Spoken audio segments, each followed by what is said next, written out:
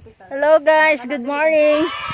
Dito kami ngayon sa part 2 ng sa ini ba? Sa ini. Ngayon guys, I have a challenge in this area. Kanang kadalasan na gayking di kabalo maghipo silang basura. Look.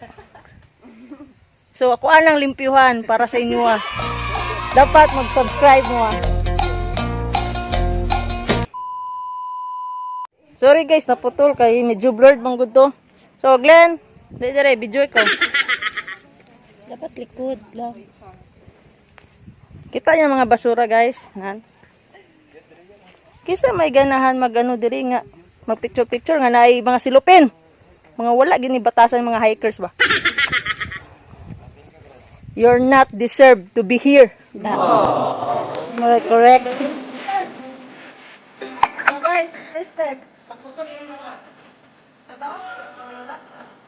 Ato ba siya?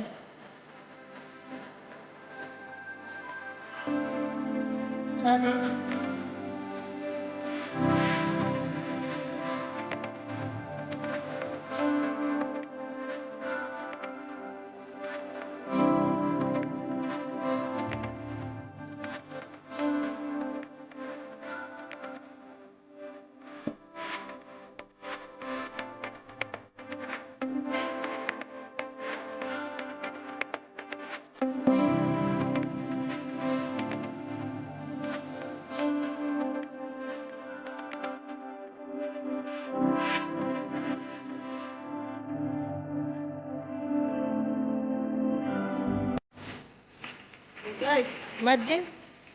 Ate tanak po ng silupin silang mga basura.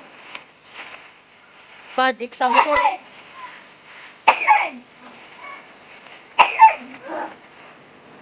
Guys, mga lata. Ba, daga-picture sila, nakadira. Hindi na maglaruan. Samo po sila lang.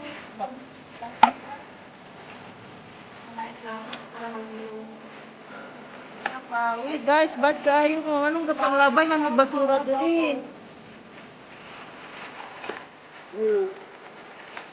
Oh.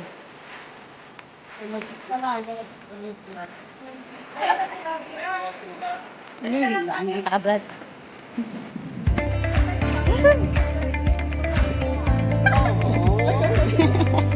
Wait lang guys, kinag-picture pa. Dagan pa kung ano dito, ma-background ng gusto nila. Dagan pa ma-pulse. A few moments later. Kani guys ha, kanaon ka man nakatagbukid no, mag-enjoy, mag-unwind. Pero gipasada na to si Mother Nature nga mag-suffer sa to ang mess. Kanao, educated man ta, so kinsa manghipos dahil ani. So kung sa katag mga bukid-bukid, pick up your own mess. Ana ragod, basura mo, dala mo. Basura mo, bit-bit mo. Nahugaw ra tungod sa mga nagasaka dinhi mga irresponsible yun. Kana udaghan sa ayo.